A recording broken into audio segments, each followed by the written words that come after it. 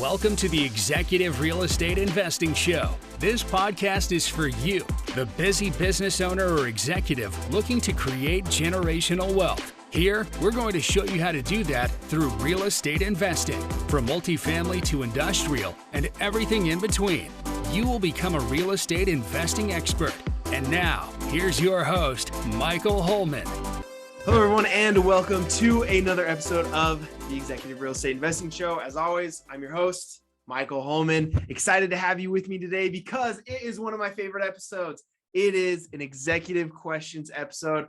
I love these. I love doing them. I love answering your questions, and we have a great list of questions for you today. Excited to go over those. But first, if you've been listening for a little while, you like the show, go ahead, go to Apple Podcasts, go to Spotify, leave us a rating and review.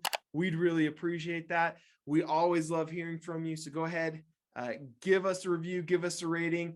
Also, if you haven't been on our website yet, executivereishow.com, go check it out. You can sign up for a newsletter. You can get all this great real estate investing advice, business advice, right into your inbox. It's fantastic. You can also ask one of these executive questions that I have with me right now that we're going to be going through, all sorts of stuff that you can do on the website. So definitely go check it out. Also, if you're listening to one of the episodes and you're thinking, hey, I'd love to go, connect with that guest or whatever the case may be, you can actually go into the show notes on that episode on the website and you can find how to connect with that person. So definitely check it out, executivereishow.com. And also, before we get into these executive questions, I'm going to give executive tips. So today's executive tip is to start thinking bigger than you're currently thinking, right? I'm a big believer in reading a lot of books, and I've been reading a ton lately.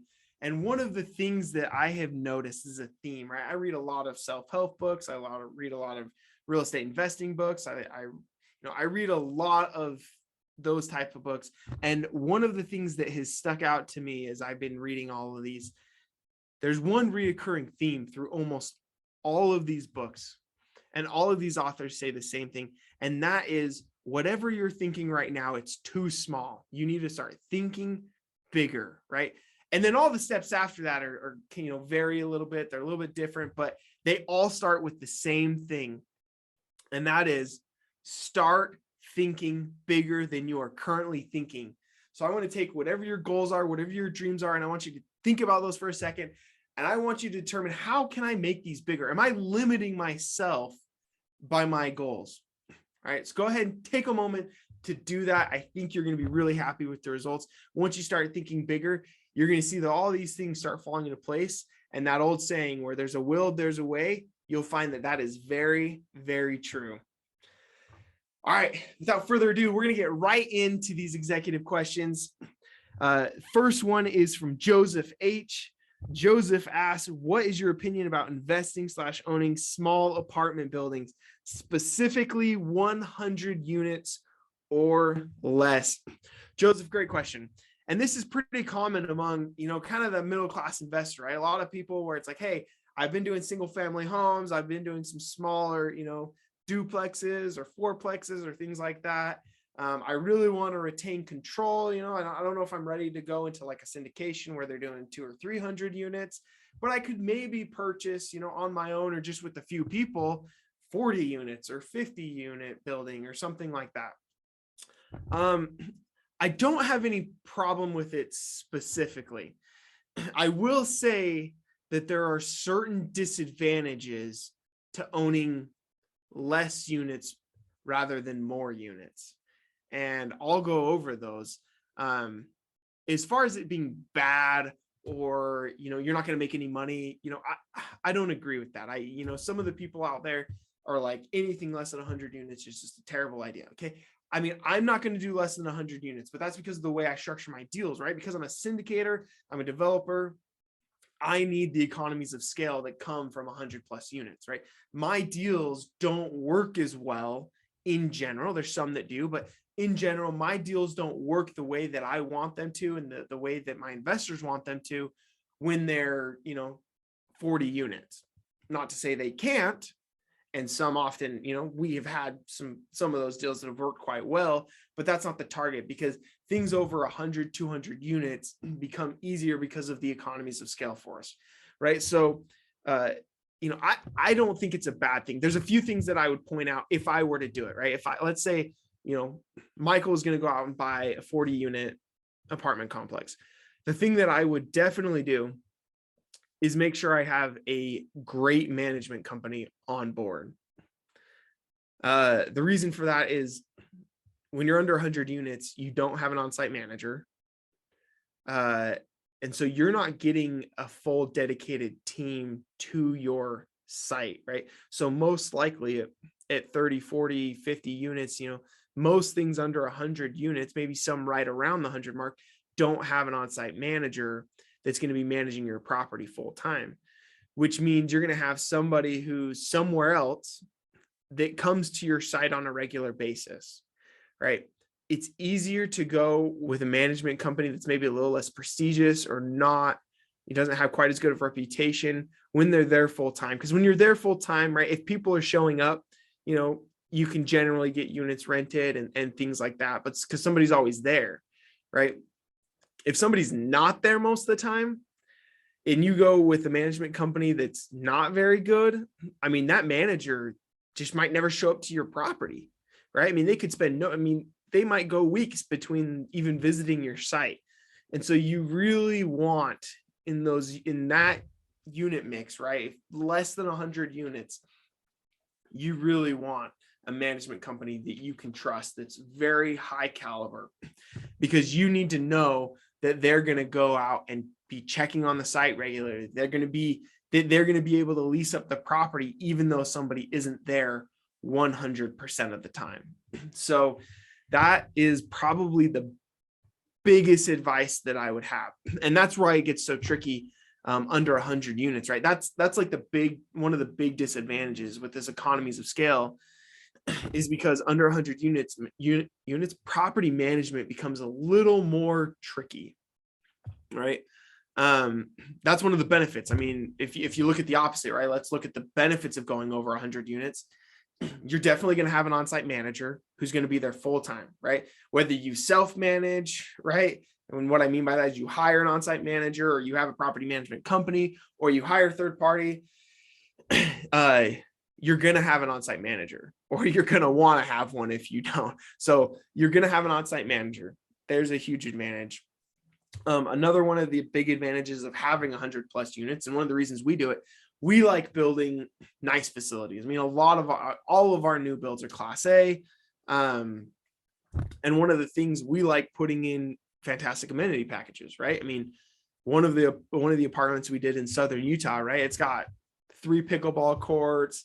It's got a swimming pool, a splash pad, hot tub, barbecue, right? This is the kind of thing that we like to do in our projects. And those things don't make sense if you have 30, 40 units, right? It's hard to justify putting in a $300,000 swimming pool when you only have 20, 30, 40 units, right? And so because we like to provide a certain lifestyle and a certain amenity package with all of our apartments specifically, under 100 units is hard for us, right? I mean, we don't get the kind of community that our company Overland is generally known for, and what we pride ourselves in. So you're just not getting those economies of scale, right? The other thing is your returns. Your returns can be similar. You'll hear people say all the time, "Oh yeah, you got to go over 100 units." Do I think it's usually easier to get a higher return with a higher unit count? Yes, I do. But we've had to pass on 500. If that were the only philosophy, you would think, okay, well, 500 units is better than 300 units. All right. We've had to pass on 500 unit developments that didn't make sense. Right. So it's not like the bigger, as you get bigger, just it always makes sense. Right. It's like, well, in that scenario, then 1,000 units is better than 500. That's not always the case. Right. So we've had to pass on 500 units because it didn't make sense. But in general, you think about it, if each unit is profitable, which you would assume, right? Let's say each unit is bringing you more cash flow into your pocket than out of your pocket, then in theory, the more units you have, the more cash flow coming in, right? And that's just generally how you would think about that. Under 100 units, that's kind of my feelings on it. If it's what's important to you, right? If control is important to you and you have the ability to do it on your own, there's a lot of people that's the number one thing, right? That's not the number one thing for me, right? I'm more interested in the deal and the project, everything surrounding that.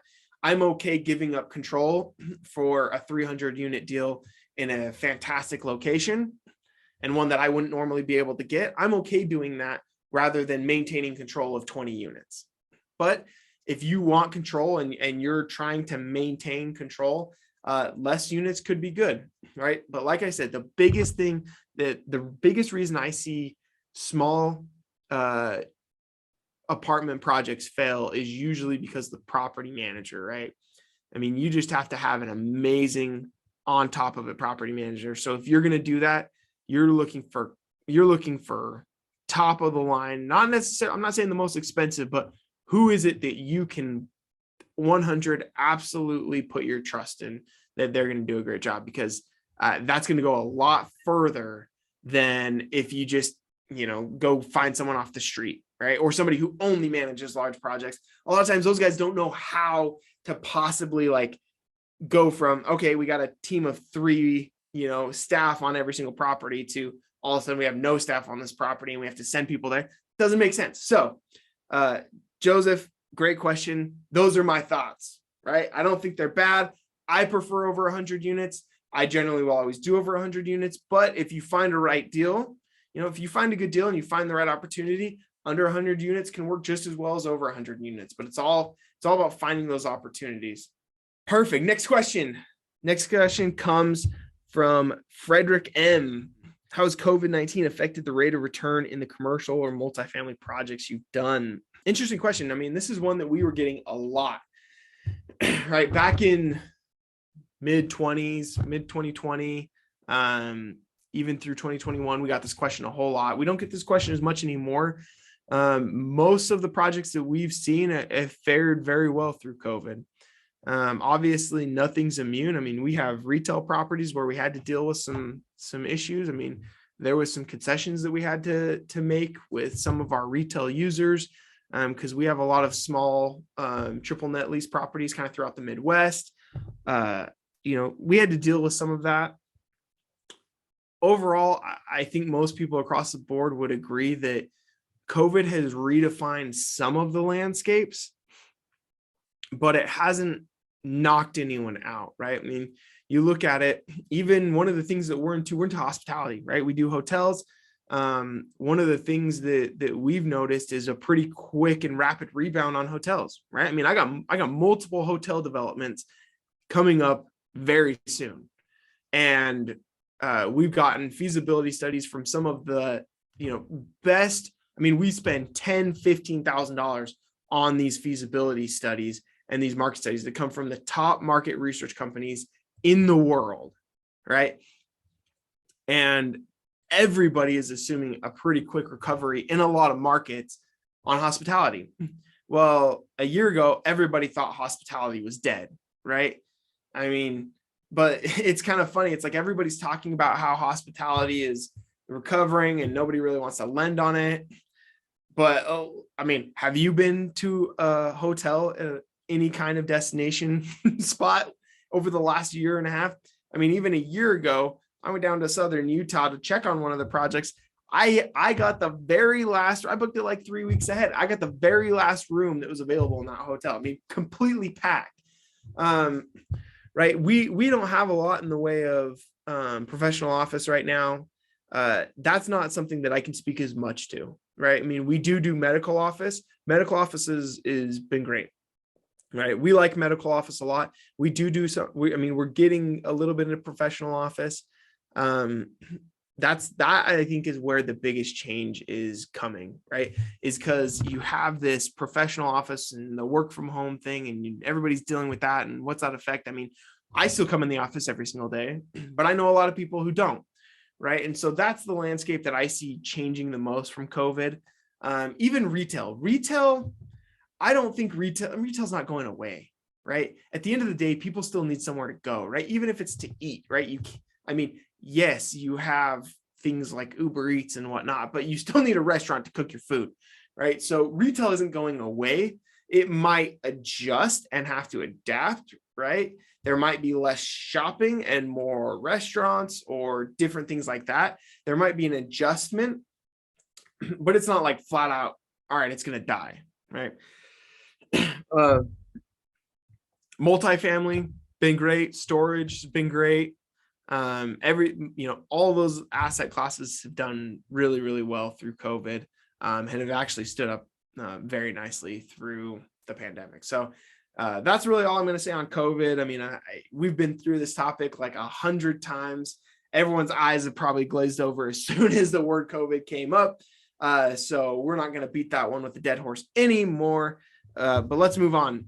Curtis R., when you were first starting, how can you get deals to compete for? How do you get brokers to take you seriously and send you listings and really advocate for you?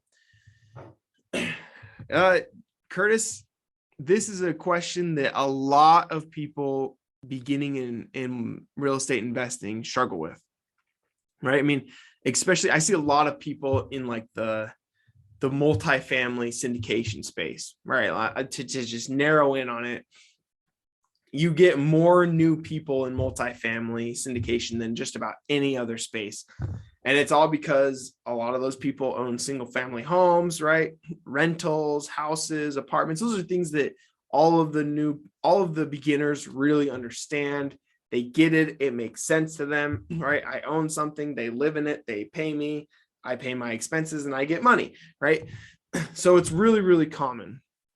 And in that multifamily syndication space, there's a lot of competition. And so the question really that I would turn on to you, Curtis, right? How do you think you can get brokers' attention? Understanding that these agents and these brokers are dealing with 10, 20, 30, 40 other people just like you, plus probably some institutions, plus some people who are a lot more qualified and capable than you. Now, I'm not saying you can't get it. Don't get me wrong. I'm not saying that at all.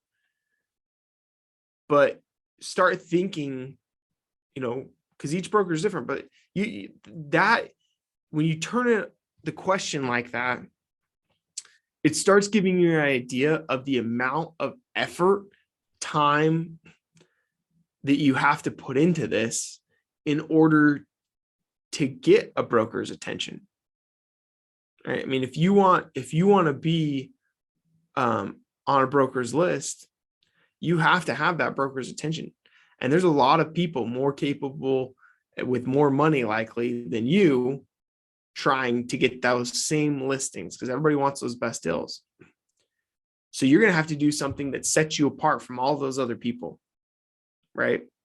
I mean, if you come in trying to say, yeah, if you have $100,000 to put down towards an apartment complex, and you're trying to go in for a 200 unit apartment complex, and you don't have anything set up, $100,000, and you're trying to get a deal, trying to go into that broker and saying, I'm trying to compete on, I'm more qualified than Mr. Institution who has, $100 million in dry powder ready to go. It's never going to work. Right. So you have to compete on what your strengths are. And here's the honest truth with other things, right? Here's the other side of this. People do, you can, for better or for worse, people do business with people they like and know and trust, right? You want brokers to send you stuff, you better be top of mind with that broker, because that is the only chance you have to get their attention. Just straight up, right? So you have to differentiate yourself from the competition somehow, some way, and play to your strengths. And you got to be able to get their attention, right? You got to be able to get to know them. And like I said, you got to understand that the people you're dealing with probably have more money, more experience, more capability than you. So you're going to have to put in a superhuman amount of effort, right, to get those first deals. Now, it's a snowball effect, right? Because once you get one deal, usually the next deal becomes easier and the next deal becomes easier, right? This happened to us when we were getting started in Arizona, right? It was like a snowball effect, right? You close on like a, $4.5 million property and a $2 million property and a $9 million property. And all of a sudden everybody perks up and starts going, hey, who are these guys? I need to, and all of a sudden you start finding that people are coming to you. Now that can happen to you, but the hardest one by far is that first one, right? So you have got to go buck wild, right? You have to be top of mind all the time with that person. And that is the best advice I can give, right? Because as much as it's not emotional, you need to be there competing. And guess what? You're going to have to compete probably for 20, 30, 40, 50, 100 deals before you're going to get that first one. But guess what? It's going to get less the next time, and it's going to get less the next time. And all of a sudden you can start building a track record to show these people, hey, I am possible. Because the worst thing that an agent or a broker could do is waste their time, right? Especially in today's market, it is so hot, right? They would rather sell the property, and they're not the owner, so I can't speak for them, but in general, right, a broker wants to know that somebody can close, because if you can't close, there's 10 other people right behind you who absolutely can. And they're not interested in you dragging them out for 2, 3, 4 months and then not being able to close. Right. So those are all the things you got to think. You got to go put yourself in the shoe. You got to understand brokers enough to go put yourself in their shoes and try and figure out, okay, if I was the broker and someone like me came to me, what would it take for me to say, I'm going to send this guy some stuff? That's what you got to do. Next question comes from Paul R. Paul asks, what is the best way to obtain leverage? Paul, there's a million ways to obtain leverage, and it varies very much depending on the asset class and who the sponsors are, things like that, right?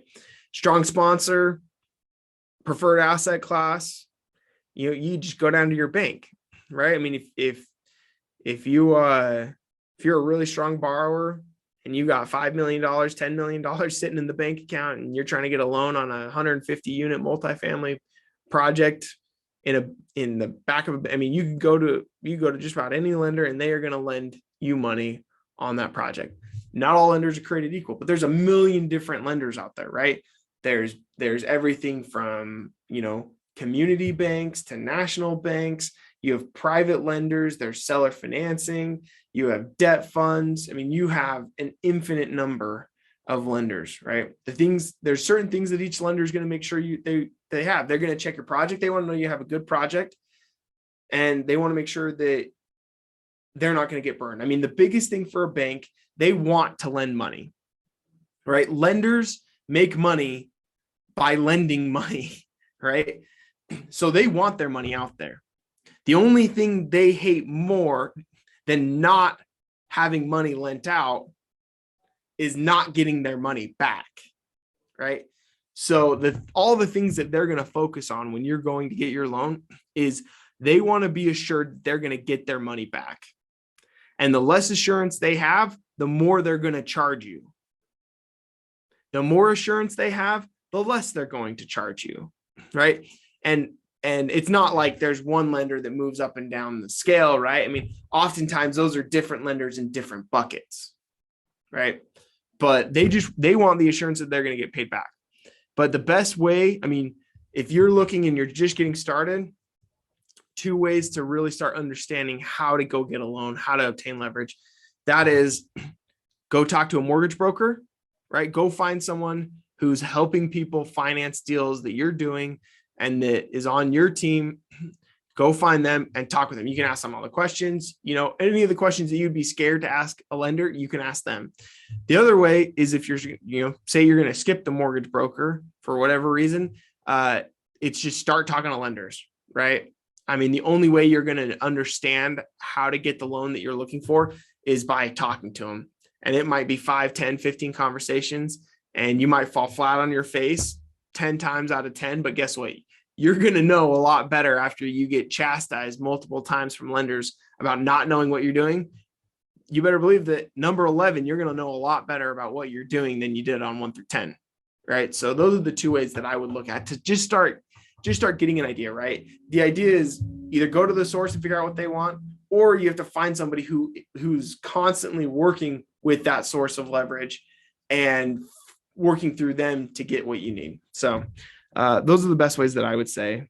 All right. Last question comes from Henry Y. Henry asks, what are you seeing in cap rate changes across asset types that you own? This is a great question. In general, and in the past, we've been seeing them just going down, right? I mean, for the last few years, they've been going down and down and down. There's a big question mark happening right now with some of the interest rates and things like that. What are they going to do? Are they going to stall out? Are they going to soften? Are they going to go up? The answer is I don't really have a crystal ball for the future, right? In general, I will say for the last few years, they have been getting more and more compressed, right? Now, people can call that different things. Some people will say, hey, we're in a bubble, they're compressed, it's going to pop. Some people are saying, nope, we're making market adjustments that have needed to be made. They've been building for the last 10 years. We were undersupplied for the last 10 years. And this is just a result of all of that, reaching its crux or reaching the breaking point. I mean, call it whatever you want. Cap rates have been decreasing pretty consistently across the board. There's only a few asset classes where cap rates have stayed fairly similar.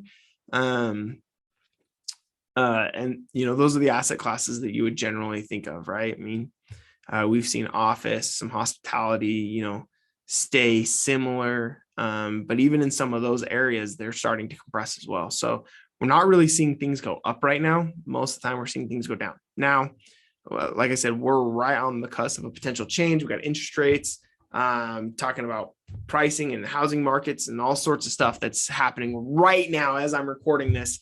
And I wish I had more foresight or information to be able to give you a definitive answer. But right now, I'll tell you right now, I don't know. This is a question that I want you to ask me again ask it again to me in 1 month. And I think I'll have a lot better idea and handle on where we're at and where we're going. Right now, there's just a lot of things kind of in flux, and you got rising interest rates. Like I said, that's the biggest thing that has a question mark on things. How is that going to affect things? And that's what we're all kind of looking to try and figure out and understand and see, in general, in a vacuum, you would assume as interest rates go up, prices go down, which means cap rates go up. That's generally what you see in a vacuum, right? There's other factors that potentially go into that that we're dealing with, right? And what I mentioned, right? This undersupply, right? I mean, let's take apartments, for example. We'll take my home state of Utah. Utah is undersupplied by about 45,000 units. They need 45,000 units of housing and over the next little while, and they're just super undersupplied. You look at that and you wonder, okay, if interest rates go up, cap rates might not change because there's so much demand out there and such little supply. They could remain the same, right? If you had a perfect balance in supply demand and interest rates went up, you would then start assuming the cap rates are going to go up as well because prices are going to go down. But there's some interesting things at play here. I'm really excited to see how this plays out over the next couple months. And like I said, I hope Henry, get back on, ask me that question again in a month or two. And I hope to have a really good answer for you then too. But it's going to be an exciting time and interesting to see, where the market goes and how the market reacts to some of these changes. All right. That is it, everyone. That is our executive questions episode. So glad you could join us. So glad you could ask these questions and I can help answer them. If you have a question that you want to ask, go to executivereishow.com, click on the executive questions button, type in your question, and I will read it and answer it for you right on this show. And you're going to get your questions answered. Thank you so much. Once again, if you're listening, If you're listening on Apple Podcasts right now or Spotify or wherever you're listening, what I want you to do is as soon as you get done with this episode, go ahead, leave us a rating and review. It'd be greatly appreciated. And we appreciate your time. We'll see you next time, everyone. Thank you for listening to the Executive Real Estate Investing Show. Ready to learn more? Go to executivereishow.com for more episodes and resources to help you create generational wealth through real estate investing. That's executivereishow.com.